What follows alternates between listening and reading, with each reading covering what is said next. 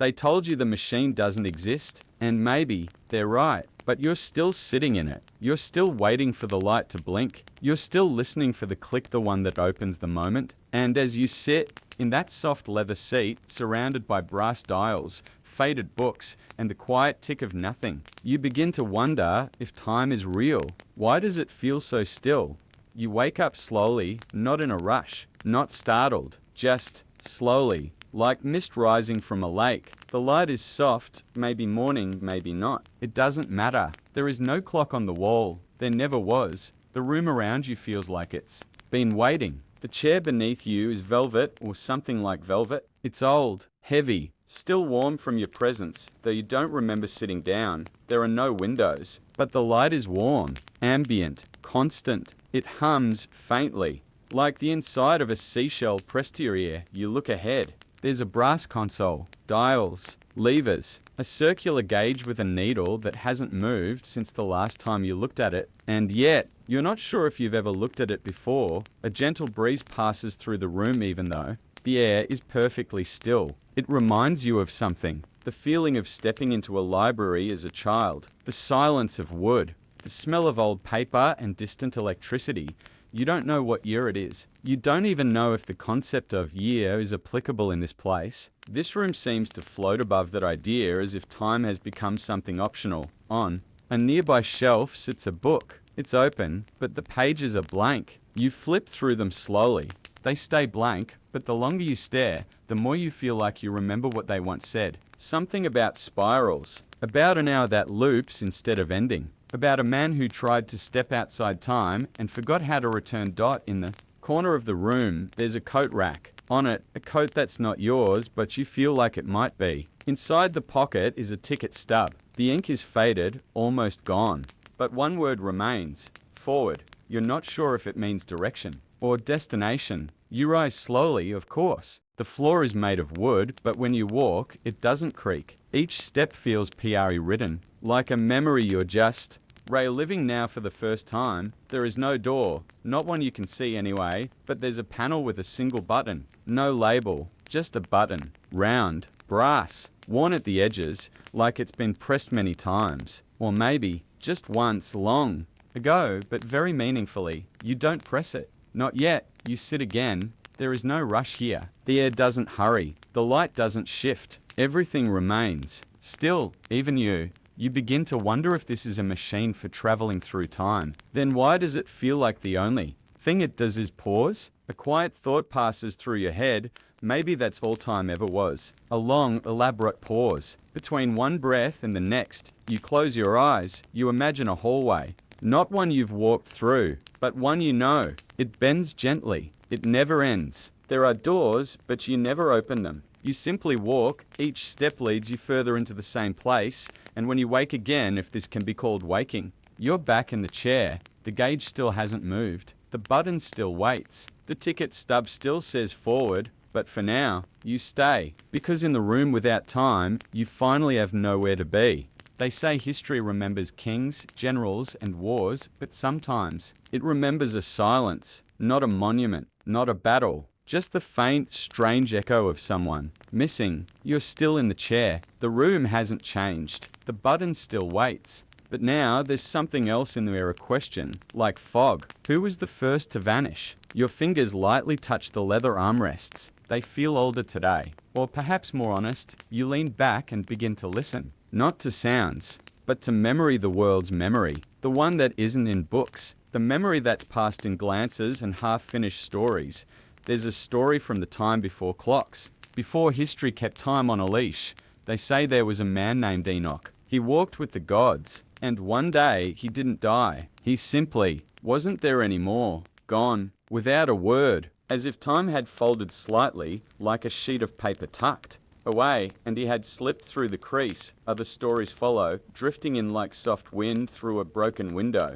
There was a monk in China who vanished mid-prayer. They found his sandals still warm on the temple stones. Some say he reached enlightenment. Others say he stepped outside the calendar. There's a tale from the jungles of Guatemala etched in stone. A priest who returned to the sky after a walk through days. Nobody asked what that meant. They just carved it into stone and moved on. The common thread isn't proof. It's pattern, always one person. Alone, always a disappearance. That feels slightly tilted, not violent, not accidental, just a soft erasure. Like a name rubbed gently off parchment and always silence afterward. You begin to imagine them. Not the stories, but the people. What were they thinking in that final moment? Were they afraid or calm? Did they know they were stepping out of the known? Or did they think they were simply walking into another room? You glance at the blank book. Again, for a second, one page flickers with writing. A line, as if written by a tired hand, says, "He left the moment the sun stood still. No one noticed until the evening." The words fade again. You close the book quietly so as not to disturb.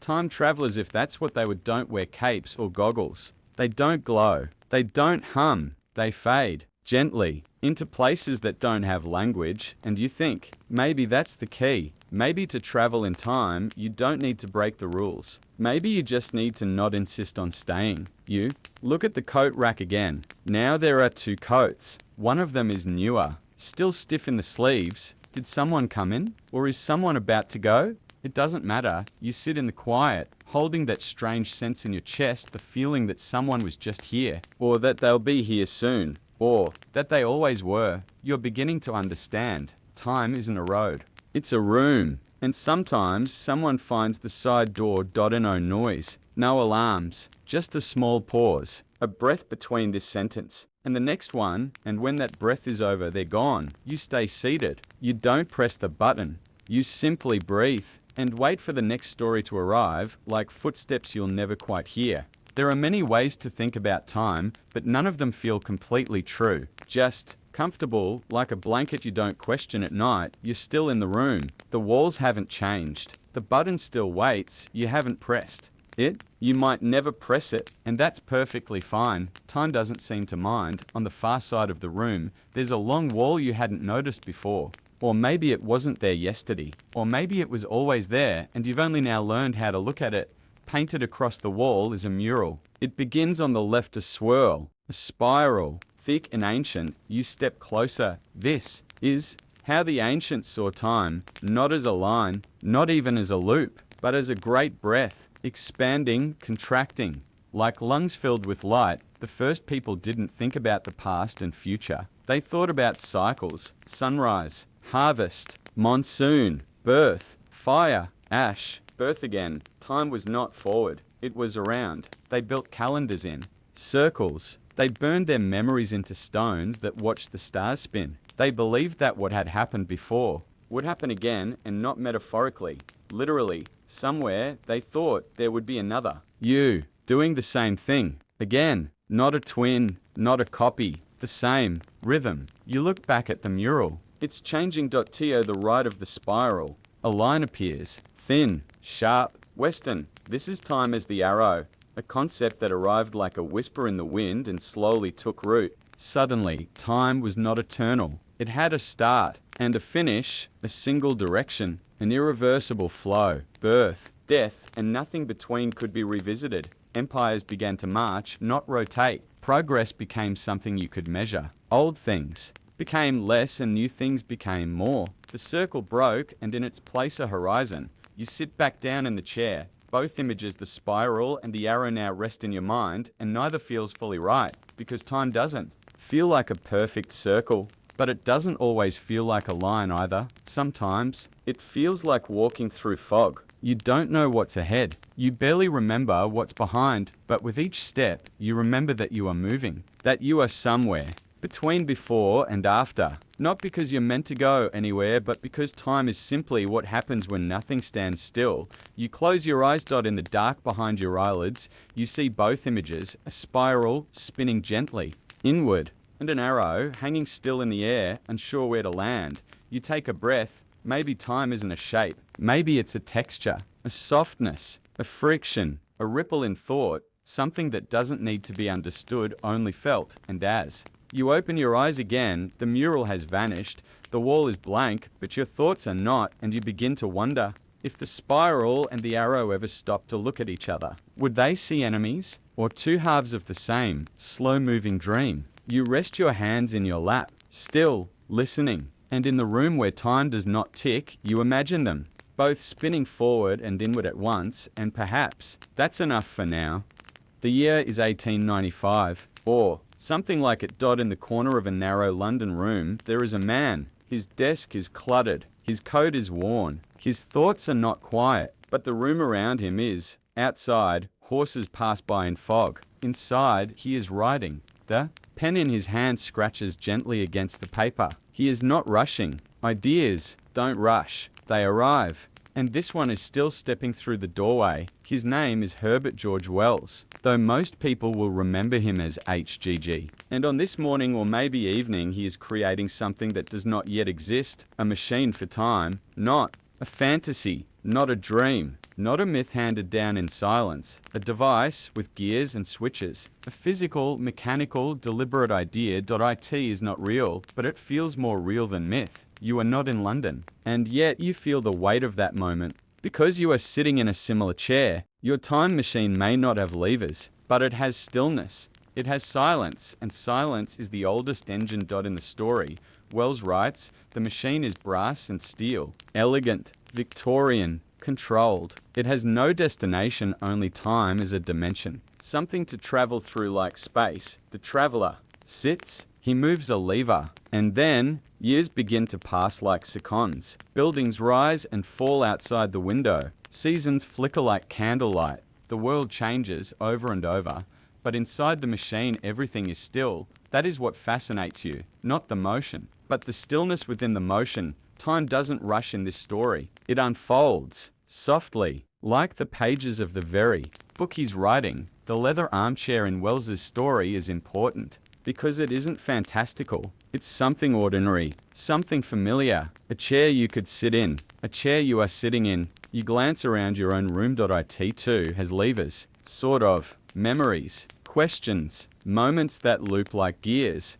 in a clock just under the floorboards, and you begin to realize Wells didn't invent the time machine because he wanted to escape the present. He invented it because he wanted to watch. To observe change, to see how the world rises and falls, to sit calmly as everything rearranges itself, and that idea that sitting still could be a kind of journey feels very close to what you're doing now. You're not going anywhere, but you are noticing the shape of memory, the curve of thought, the way the air feels when it hasn't moved in years, and perhaps, like Wells's traveler, you understand that the power was never in the machine. It was in the decision to look, not forward, not backward, but inward. You press your palm against the arm of the chair. It's warm, it's familiar, it has been here a very long time, and maybe, just maybe, it always has.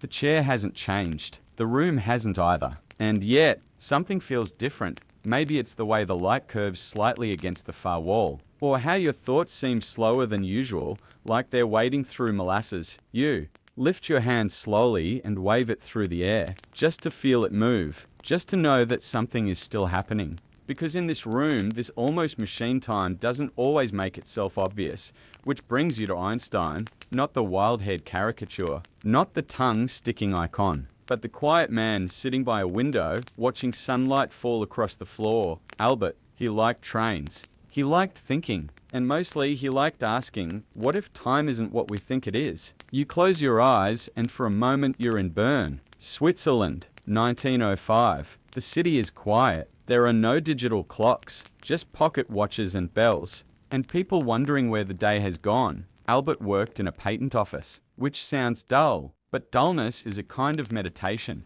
He spent hours reviewing the inventions of others, but in his mind, he was inventing time itself. He asked questions like, what if two people saw the same lightning strike at different times? What if time slowed down when you moved fast enough? What if gravity wasn't a force, but a kind of wrinkle in the fabric of everything? You shift gently in your seat. The word fabric stays with you, because it sounds soft, comfortable, and that's what space-time became, a kind of invisible blanket stretched across the universe. Mass bends it, planets pull at it, and where it curves, time changes. It's not science fiction. It's not theory anymore. It's what happens near a black hole. Time really does move slower near strong gravity. Astronauts experience it. GPS satellites correct for it. And yet, you feel none of this in the room, because here, time isn't fast or slow. It's still enough to hear yourself think. You imagine a train. It's moving close to the speed of light. Einstein did this, too, in his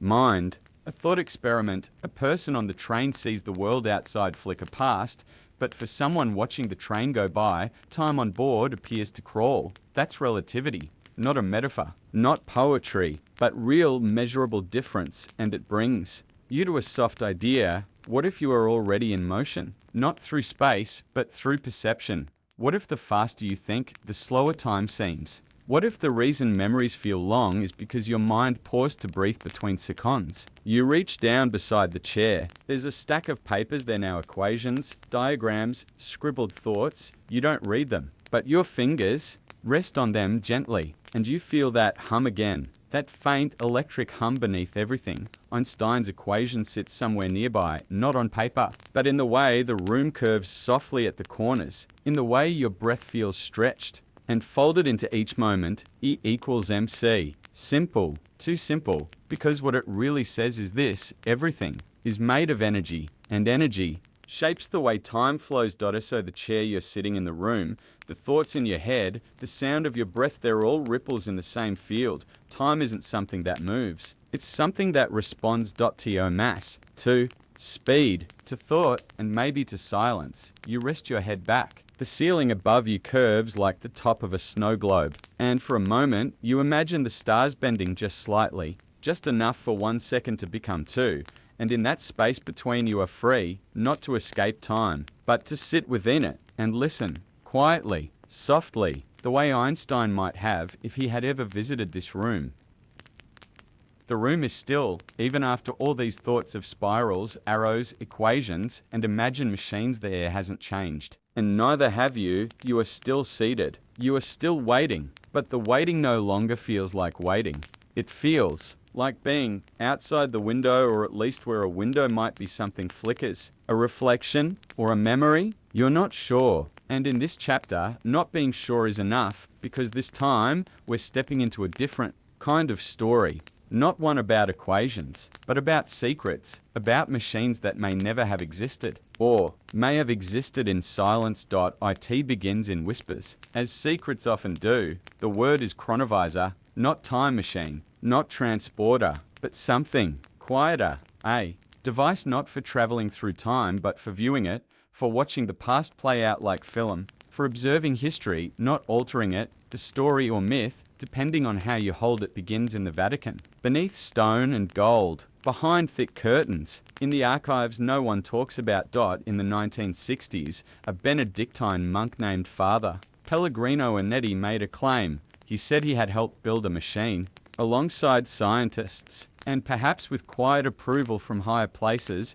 The device, he said, could see into the past, not as metaphor, but literally a viewer, a screen, a method for tuning into the frequencies of time. He called it the chronovisor, a name that sounds like something from a paperback novel left on a train. And yet, he spoke of it plainly. It was built, he said, using electromagnetic fields and harmonic vibrations. Because every event, every moment leaves behind a kind of echo, like light from a distant star, still traveling, still available. The chronovisor, according to him, could catch those echoes and replay them, moments from centuries ago. People who had long since vanished, conversations once thought lost, suddenly visible. He claimed to have seen the crucifixion, to have witnessed speeches of Cicero, to have watched history, and then, just as quickly, he said the device was dismantled, too dangerous, too powerful, too capable of rewriting what was meant to remain blurry. There are no photos of the machine,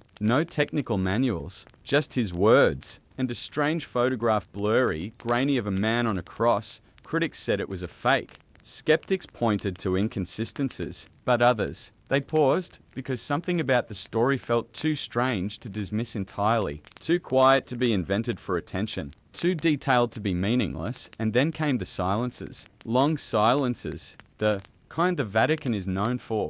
Not denials, not confirmations, just the absence of either. And that, you realize, is its own kind of answer. You lean back in your chair. The air in the room feels thicker now, Not ominous, just deeper. Like fog you didn't notice until you stepped into it. You begin to wonder, what would it mean to see the past without touching it? No influence, no change, just observation. Would it make the past more real or less? Would we honor history more knowing we could watch it? Or would we distance ourselves, turn tragedy into entertainment, turn memory into television? The thought curls around you like smoke. You glance at the button again, still unpressed, still patient. The chronovisor may never have existed, or maybe it still does, stored in a room, like this one humming softly behind a false wall.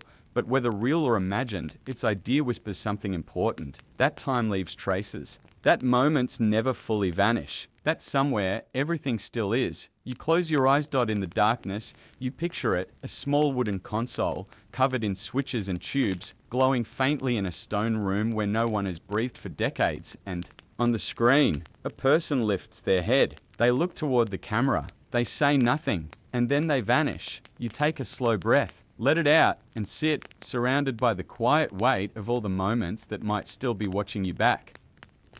You don't need the internet in this room, but if you did, it would be dial-up, the kind that connects slowly, with a sound like a machine remembering its own childhood.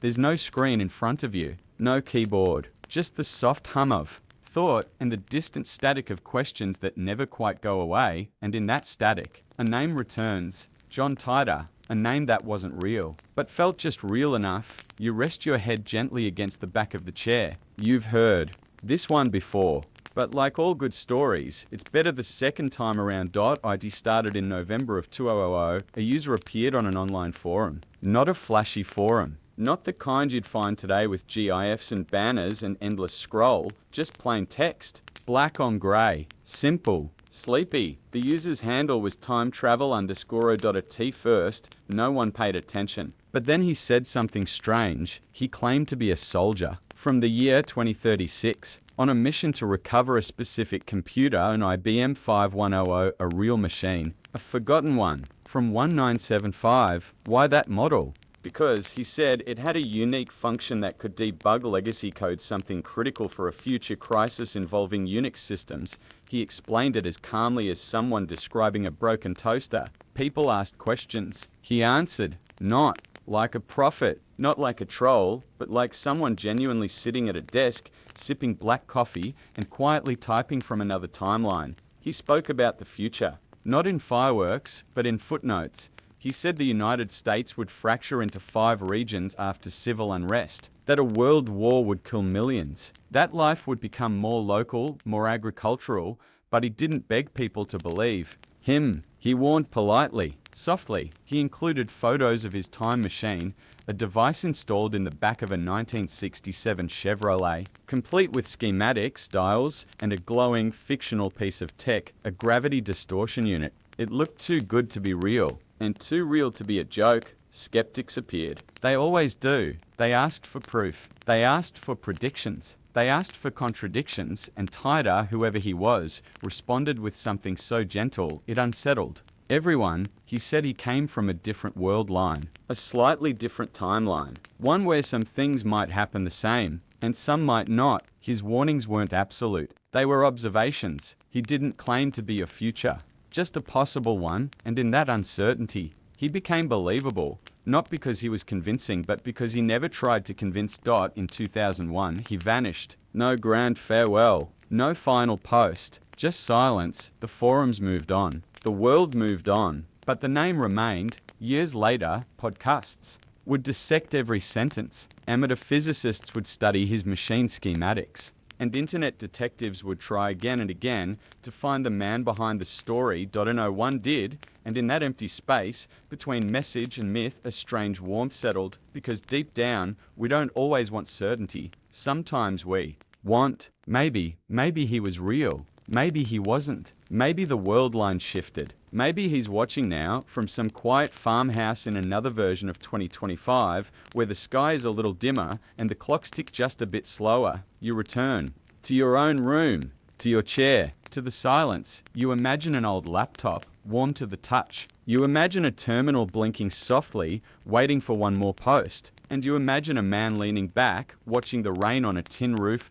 wondering if his message ever Arrived, maybe this room you're in, this still, impossible place, is a version of his machine. Maybe you're not waiting for the future. Maybe you're receiving the past, one echo at a time, and so you breathe. You sit, and you don't. Refresh the page, because in stories like this, the best part is not knowing, and the second best part is reading it again. There's a small wooden table now. You don't remember it being there before. It's round, a little uneven, with tiny nicks along the edges, the kind that only come from real use. On it rests a folded piece of parchment. It's not new, but it's clean. And beside it, a pen.no instructions. No rules. Only a quiet suggestion if you were going to travel through time. What would you bring? You stay seated. There's no need to stand. Your mind is already packing. It begins simply. Shoes. Good ones. Because time doesn't pave its roads, you imagine stepping into a muddy 12th century street, your boots sinking slightly into layers of forgotten history. They'll need to be waterproof, durable, quiet. You write down waterproof boots and then pause. Next, a knife, not for danger, but for usefulness. But you stop yourself, perhaps something less threatening. A multi-tool, maybe. Yes, that feels better. You write multi-tool, hidden blade, can opener, small pliers, the list grows slowly, water purification tablets, a flashlight. But then, batteries. Would they run out? Maybe a hand-cranked lantern. Instead, or something powered by sunlight. Time rarely includes outlets. You smile gently. You've already fallen into the rhythm of the thought, because this isn't just packing. This is a kind of dreaming, a quiet kind, like planning for a trip you may never take, to a place that no longer exists. You think about medicine. A small bottle of antibiotics could change a village's fate, or maybe cause too much attention. Bandages. Then, and painkillers. And one single dose of morphine. Just in case. You write, basic first aid kit, non-branded. You underline non-branded. You wouldn't want a 17th century healer asking what Tylenol means. Now the philosophical begins. What book would you bring? One that explains the future? One that teaches something timeless? Or a blank journal? You decide, blank journal. Leather bound, because sometimes observing is safer than teaching, and memory deserves a place to land. Next, language.do. You bring a translator? A phrase book? Or do you rely on silence and gestures? You write, notebook of universal symbols. Pointing, food, water, peace, then pause again.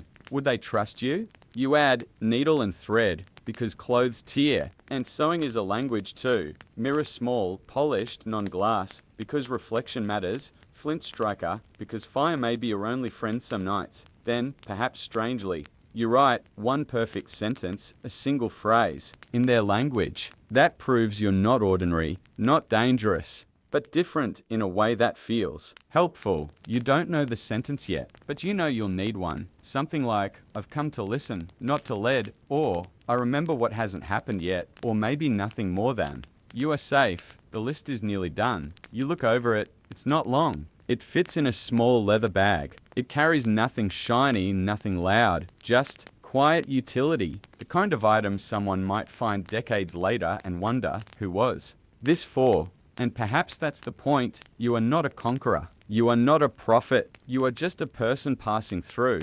And in that role, less is often more. You fold the list, you leave it on the table, you do not pack. Not yet, because the machine hasn't moved. And you're not sure it ever will, but now you are ready. And readiness, as it turns out, feels like a kind of travel too. You lean back into the chair. The list remains where it is. You imagine it will still be there tomorrow, or a century ago, waiting, like you. The room is quiet, but not empty. There's a presence now. Not a person, not a ghost. Just the soft, lingering feeling that someone left a thought behind. You imagine the warmth on a seat just vacated. The echo of a sentence spoken in the last hour. The kind of thing that hovers without needing to stay. Today's thought arrives with slippers. And a question, a famous one, the kind that has lived in the corner of every time travel story since stories began. What happens if you go back in time and change something that led to you? You breathe slowly. You don't rush to solve it. You're not here for conclusions. You're here for the gentle curve of curiosity, the grandfather paradox. They call it a name that feels too stiff for something so human. Here's the idea, folded simply. If you travel back in time and somehow prevent your grandfather from meeting your grandmother, then your parent is never born. Which means you are never born. Which means you couldn't have gone back in time to prevent it in the first place. Which means he would have met her. Which means you would be born. Which means you could go back. And so on, forever. A loop, a knot in the ribbon of cause and effect. You shift slightly in your chair. It doesn't creak. It just accepts your weight. You imagine it differently. You imagine traveling to the past, not to stop anything, not to alter, just to visit. To sit across from your grandfather, perhaps younger than you are now, and watch him sip tea. You wouldn't say who you are. You wouldn't need to. You'd just exist in the same room for a while. You'd watch him scratch his chin. You'd watch him look out the window. You'd hear the same sigh you've sighed yourself once or twice on quiet afternoons, and then you'd leave. No paradox. No shift in history. Just two people sharing a silent moment, separated by nothing but knowledge. But what if you did change something? What if you dropped a spoon? Moved a book? Stepped on a leaf that wasn't supposed to be stepped on? Would the future unravel? Would your own memory flicker? Would the room you're sitting in now vanish? You glance around, still here, still whole, still timeless. There's another version of the paradox. They call it the bootstrap paradox. You bring something to the past. A book, a song, an idea. Someone in the past sees it, copies it, and over time, it becomes part of history. Eventually, someone gives it to you in the future, and you take it back. So who created it? Where did it actually come from? Was it ever new, or was it always floating? A looped gift with no origin, like a melody without a composer, like a chair with no craftsman, just always there. Like this chair, you rest your hand on its arm. It feels like it's been waiting for that. You close your eyes, and for a moment, you see a version of yourself in slippers, in the past, not doing anything remarkable, just walking down a hallway, a creaky one, wearing something soft, carrying nothing but a thought. You do not change the world. You do not break time. You just exist quietly in a place where you did not used to belong, and now you do. When you open your eyes again, there's a cup of tea on the table, still warm. You don't remember making it, but that's the thing about paradoxes. They don't always ask your permission. Sometimes things are simply there, and perhaps that's not a problem to solve. Perhaps it's a gift to hold. You lift the cup. You take a sip. It tastes like the past and the future. And the moment just before you blink, you place the cup down gently. The room remains still, and you think perhaps the paradox isn't a mistake. Maybe it's just the universe's way of saying it doesn't need to make sense. It only needs to make presence. And so you sit as the thought fades and time continues, forward, backward, or nowhere at all. You've been here before, not in this exact moment, but close. The way a dream feels familiar even when you can't name it. The air in the room is the same as always. But today, it curves. It doesn't blow or shift or drift, it curves. Just slightly, as if the room itself were remembering where it has already been, and perhaps it has, because time, some say, doesn't only move forward. It may, under certain quiet conditions, move around, not in circles, not like clocks, but like a hallway, one that loops back into itself so gently that you don't notice the turn. Physicists call this a closed time-like curve. It's a calm phrase, soft-spoken, 3 words that don't raise their voice, closed because it finishes where it starts, time-like because it moves the way time moves, and curve because in the presence of gravity, time isn't straight. You pause on that thought because in your room in this imagined, impossible, quiet machine, curves are everywhere. The armrests, the windows that don't exist, even the light curves around the corners. Perhaps it was always a loop. You just hadn't reached the turn yet. The idea began with math, as most strange things do. Einstein's theory of relativity told us that mass bends space and time, and that in certain conditions with enough spin, with enough density, you could create a tunnel. Not a hole, but a path, a route that doesn't go backward, but simply returns, like a road that leads you back to your own footsteps, without you ever turning around. You remember stories of wormholes, black holes, spinning cylinders made of infinite matter, but you don't need to understand the equations. You only need to imagine a world where time folds softly like silk and where traveling is not a matter of velocity, but of patience. You sip tea or the idea of it, still warm, still waiting, and you think about the comfort of loops, not paradoxes, just repetitions, like the way a song repeats its chorus, not because it has to, but because it's more beautiful that way. You remember childhood walks around the same block, seeing the same tree, the same crack in the sidewalk, the same mailbox. Slightly bent, each pass felt new, even though nothing changed, and that, perhaps, is a closed time-like curve in disguise, a loop of meaning, not movement. You wonder, if someone lived inside a loop, if a person were born into a reality that gently restarted itself every 100 years, would they notice? Would they sense the repetition in the light, in the taste of bread, in the smell of early rain? Or would it all feel just slightly familiar? Like deja vu stretched across a lifetime, there are thought experiments about this. Physicists with quiet chalkboards imagine tiny universes curled in on themselves. Worlds that loop in milliseconds, particles that orbit their own timeline. Light that never quite escapes, and somewhere in those equations is the whisper. What if memory is just a curve you can't see? You sit still, you are not moving, but what if without realizing it, you've already passed this moment before? What if the reason it feels peaceful is because you've learned over many loops that there is no rush? You've sat in this chair, you've breathed this breath, you've heard this chapter, and that's why it feels like a lullaby, not new, but remembered. Outside, the world does not move, not forward, not backward. It returns. Each leaf that falls lands on the same stone it always has. Each beam of light enters the room the way it always will. And the soft hum behind the wall, that too, is part of the loop. You do not need to change anything. You do not need to go anywhere. You are exactly where the loop leads. And where it begins, and in this quiet curvature of thought, you finally understand. Time is not a line. Time is not a prison. Time, when allowed to curl gently inward, becomes a home. There's a page on the wall today, tacked gently, yellowed at the corners. No writing. It looks like a page from a calendar. But there's no number, no day, no month, just a blank space where time was supposed to be. You walk toward it, slowly as always. And as you move, you begin to think about something strange, not the days you remember, but the ones you don't, the ones that were removed, because time, for all its supposed precision, has been edited before. Take 1582, for instance.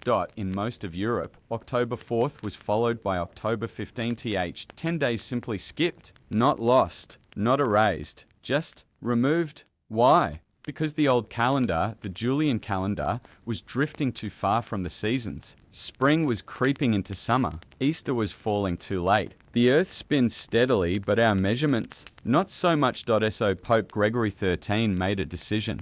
10 days would disappear. No pain, no ceremony, just a cleaner math. If you had a birthday on October 9th that year, you did in single quotes did never arrived. You were born on a day that no longer exists. You pause by the blank calendar page. The air around it feels thinner, not colder, just edited. You breathe in and feel it pass right through the missing day. In 1752, something similar happened again. This time in Britain and its colonies, the switch to the Gregorian calendar came late, and when it did, September 2nd was followed by September 14th, another 11 days gone. People were confused. Some protested. There were rumors of riots, though historians doubt they truly happened, but the feeling was real. Something had been taken. Time itself. Without consent, you imagine someone going to bed on the 2nd, dreaming of finishing a letter, only to wake on the 14th and no chance to say goodbye to the week that never came. You look around your room. It feels slightly off, not broken, just missing something. A soft cough from the other side of the wall. A thought you meant to finish. A yawn that never arrived. You begin to understand. Time is not just what happens. Time is also what could have happened but didn't. You think about Napoleon, not his battles, not his crown, but the French Republican calendar he introduced in 1793, a new way of measuring time. 10-day weeks, 30-day months, a year that began in autumn with new names for every season. People tried. They wrote the dates. They changed the clocks, but it didn't last. Time pushed back. People missed Sundays. The week was too long, and so the calendar was erased as if it never happened. But for a short time, people lived in a version of time that no longer exists, a pocket universe of dates where nothing now lines up. You wonder, if someone had stepped into a time machine during one of those lost days, what would happen? Would they arrive somewhere that was never born? Would they land on empty ground, beneath an unnumbered sky where time had no script? Or would they arrive in this room, this exact one, where missing days wait, like stray thoughts left under a pillow? You walk slowly back to the chair, the blank calendar page remains. You reach for it, but your hand goes through, not like air, not like magic, just like absence. You are not allowed to touch a day that never happened, but you're allowed to remember it. You sit, and the chair creaks, the soft, content kind of creak, the kind that reminds you you are here. In time, in now, in whatever moment this may be, and around you, like the walls of a deep cave, history stretches in both directions, but sometimes it skips, and in those gaps, those silences, there is peace, because not everything must occur. Not every second must be counted. Not every day must be real to leave an echo. The page on the wall is still blank. You do not need to write on. It has already said enough. It reminds you that time is not always linear, not always accurate, not always present, and that sometimes the most powerful days are the ones that never arrive. The room is even quieter today. Somehow, even the silence has softened. As though time itself is holding its breath, you glance toward the far wall and notice something new. Not a clock, but the idea of one. It's not ticking. It doesn't have hands. It doesn't glow or chime, but you feel its rhythm. Not in your ears, in your chest, a faint hum, not mechanical, not musical, something smaller, precise, gentle, like time whispering to itself, just loud enough for atoms to listen. This is atomic time, the most accurate time humanity has ever created. Time measured not by the turning of the earth, not by the swing of a pendulum, but by the vibrations of atoms, specifically cesium-133, a tiny particle chosen not for beauty, but for its regularity. Cesium vibrates at exactly 9,192,631,770 cycles per second, not 9 million. Not 9 billion, but exactly that number, every second, counted, not with sound, but with science. You close your eyes and imagine the place where that time is kept, a quiet underground chamber. Thick walls, no sunlight, just the humming, machines, softly counting invisible oscillations, layer after layer, translating motion into measurement. There's no ticking, no need, because the time here is so stable, so still, it almost forgets it's moving. You think about all the clocks that came before, sundials, water clocks, sand gears, springs, crystals, all of them slowly, gently trying to understand what a second feels like. And now we listen to atoms because they're better at being exact than we are, but even cesium needs help. Even the most perfect clock must adjust. Because the earth doesn't spin evenly. Tides shift, ice melts, mountains breathe, time, even when measured at its most microscopic level, still needs to catch up. So we invented something called the leap second, a single second added occasionally to keep our atomic clocks in sync with the rotation of the earth. You pause on that thought. The world moves too slowly for its own clock, so time must forgive it by adding a second, just one, now and then, a breath, a blink, a pause the world didn't earn but was given anyway. You open your eyes, the hum is still there, so soft, it's almost imaginary, and you wonder, if someone lived entirely inside atomic time, never late,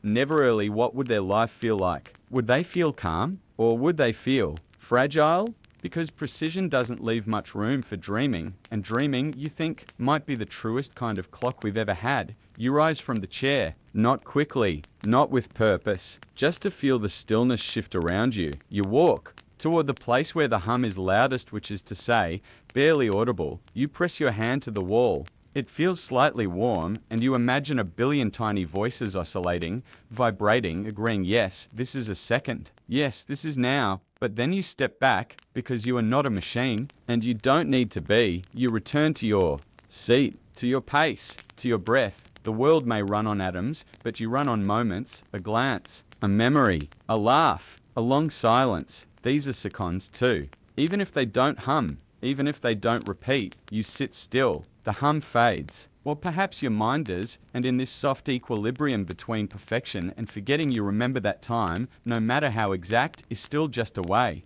of describing what it means to be here, and here, right now, is enough.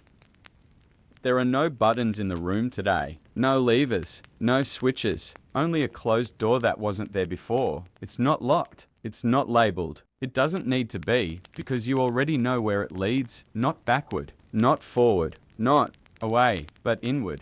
You walk toward it slowly, not out of fear, but respect. Some doors are delicate. This one is made of thought, worn smooth by years of remembering. It opens without sound, and behind it not a corridor, but a room. Your room, but not the one you're sitting in now. This one smells like old paper and pine floors and warm air in winter. It hums with the weight of everything you forgot, you remembered. Welcome to the memory machine. It doesn't sparkle. It doesn't spin. It doesn't ask questions. It simply waits. You step inside and the floor feels softer than time should allow. You are surrounded by drawers, not digital, not indexed, just drawers. Thousands of them. You walk past labels. Some say, third grade, that one streetlight on your walk home, first laugh after heartbreak, the exact temperature of your grandmother's kitchen. You open one. Inside, a ticket stub, a strand of hair, a sound faint like wind on canvas. The whisper of a moment you thought you'd lost, and then, just like that, it fades. Not because it's gone,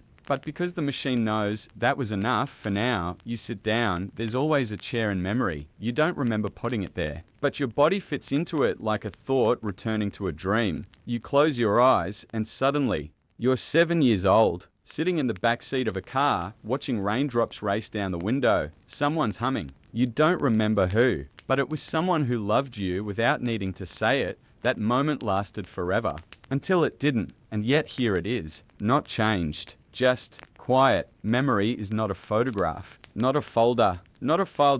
It is a room that reshapes itself every time you enter. It keeps what matters, not in facts, but in feeling. You remember the smell, but not the street name. You remember the pause in someone's voice, but not the words, and that's the gift. The memory machine does not correct you. It forgives. You walk further in. Now it's autumn. You're older. There's a park bench. Your hands are in your pockets. The wind is saying something. You won't understand for years. You look to your left, no one's sitting there yet. But someday they will be. Someday you'll return to this drawer and find their hand beside yours. Time doesn't need to be linear when memory can curve. You move to another drawer. This one has no label, just a soft glow around the handle. You open it carefully. Inside is now, this moment, right now. You sitting in a room, listening, breathing, thinking about memory while you are inside one, and you realize you don't visit memories. You become them. You are always somebody's memory in the making, even your own. You stand slowly, not because it's over, but because you've gathered enough. The drawers hum as you pass. Not goodbye, just acknowledgement. They will be here, always, even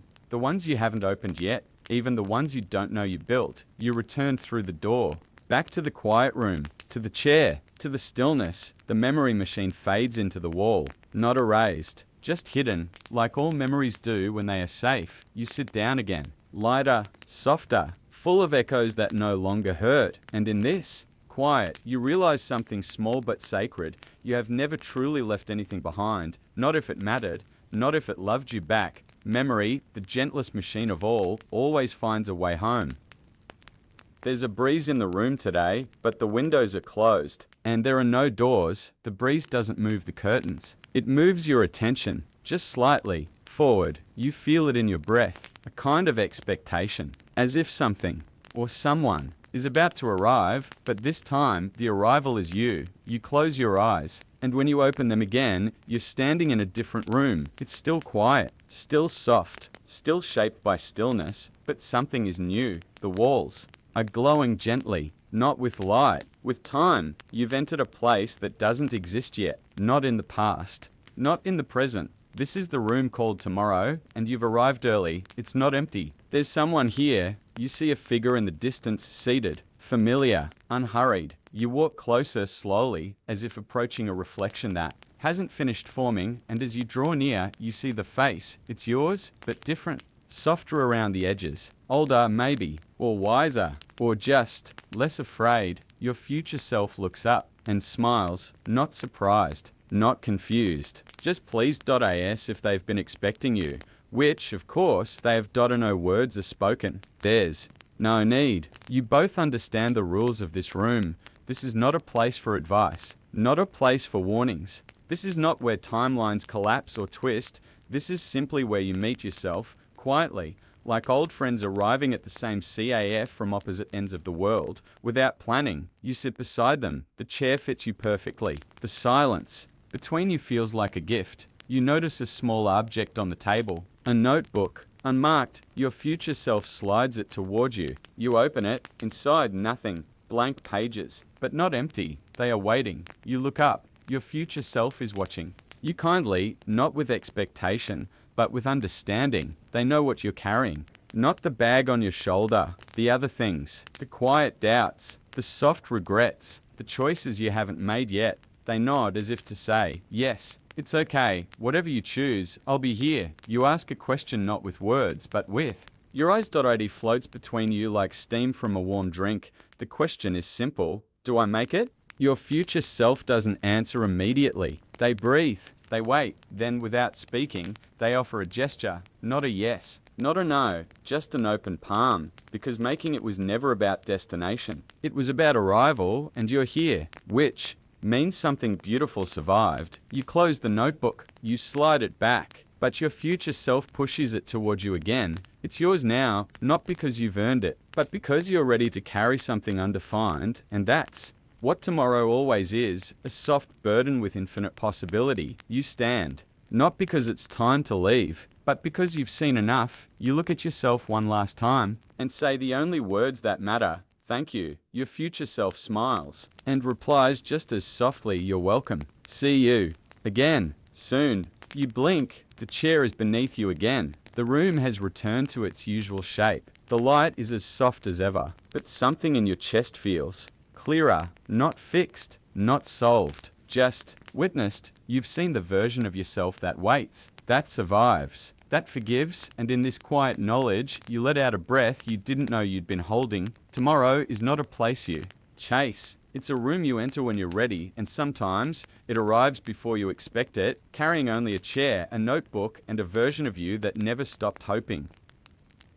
There is no movement, no sound, no light changing on the walls, and yet something has ended. Not with a bang, not with a revelation, but with a soft exhale. You have come to the edge of something, and when you look back, there's no path, no line, just a slow fade behind you. As if you walk not through space, but through yourself. You're still seated in the same chair, the one that has always held you without question. The button is still there, unpressed, untouched. You smile now because you know the truth.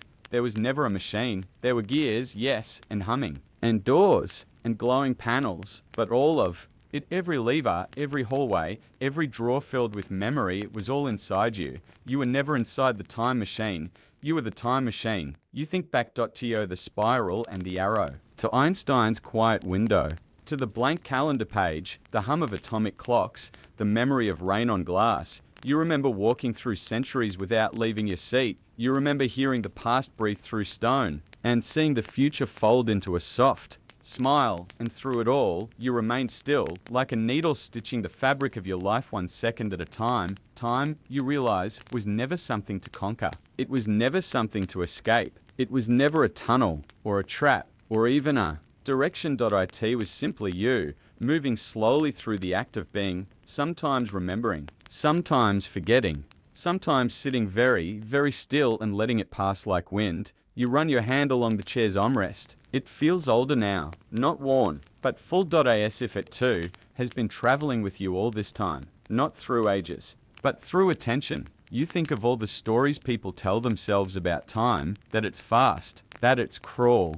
that it can be wasted, but in this room, in your room, time has been gentle even when it hurt, even when it stretched.it, never left you behind. You stand finally, not because the journey is over, but because stillness has completed its work. You look around one last time. There is no machine, no screen, no flashing portal. There is only this, a room, a chair, a self, and that is enough. You walk slowly toward the wall. It doesn't open. It doesn't resist. You simply pass through, like mist, like memory, like a thought leaving. The mind that created it, outside if it can be called, that you find the same world you left, the same sky, the same wind, the same slow rhythm of ours you once tried to understand, but now you know you were never meant to understand time. You were only meant to experience it. To live it, breathe it, hold it for a moment and let it go. The notebook is still in your hand. The one you brought from tomorrow, you open it, the pages are no longer blank. There are no sentences, no dates,